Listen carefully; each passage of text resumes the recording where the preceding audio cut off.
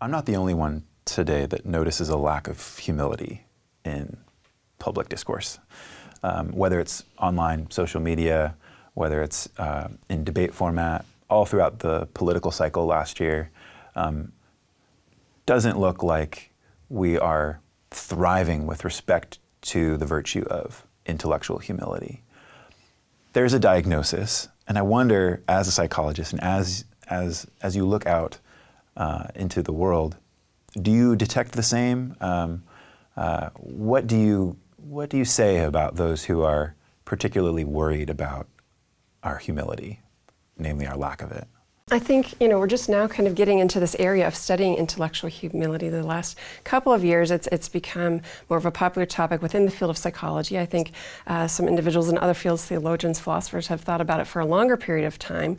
But we have been studying just the general concept of humility for a longer period of time. And we have seen that over, say, the past 3 decades, that arrogance has been increasing, and that humility is not as common of a virtue in society as it used to be. And so I think that is particularly relevant to the political discussions that we're having, to public discourse, to the way people collaborate with one another. When, if it's true that humility as a virtue in general is on decline, that makes all of those things more difficult, right? To work together, to listen to one another.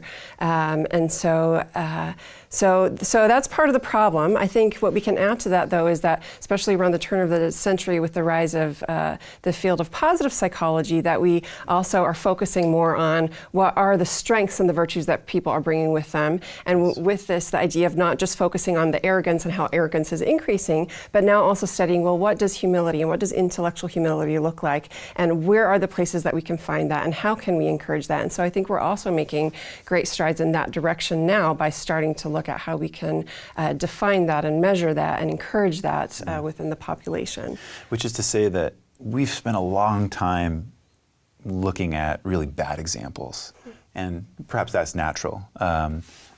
Maybe the first thing you notice when you look out at the world is negativity.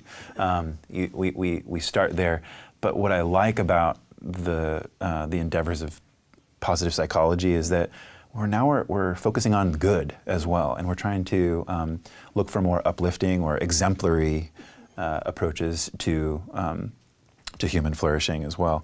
Pete, from a social psychology perspective, what do you make of this idea about diagnosing our culture, and how are we doing with respect to humility and pride? Yeah, it's a good question. I think one of the things is we have to recognize that we are a strongly individualistic culture. We all recognize that.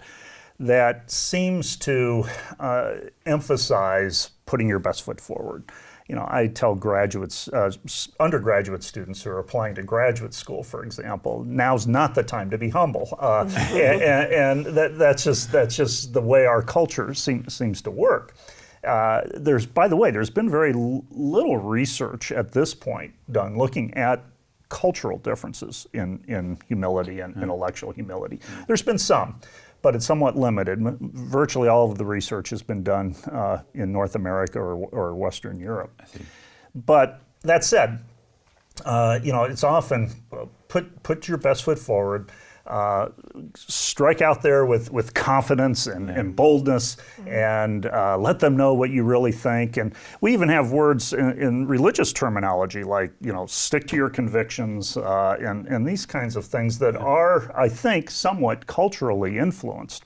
So we have to recognize that. I remember back, I think it was in the 1990s. As a matter of fact, I just recently saw a Saturday Night Live skit on this that was from that era, a repeat show. And there used to be a political show, I guess you would say, that was called Crossfire. Oh yeah. And it was different journalists and some folks who were in politics themselves and so forth, as I recall. But it was almost always who could yell the loudest. Oh yeah. And I remember that was probably when I first started to think about humility. Because I saw what was the opposite of humility. So I am glad to see this turn that we've had somewhat in thinking about this. How can we foster what we perceive as a virtue.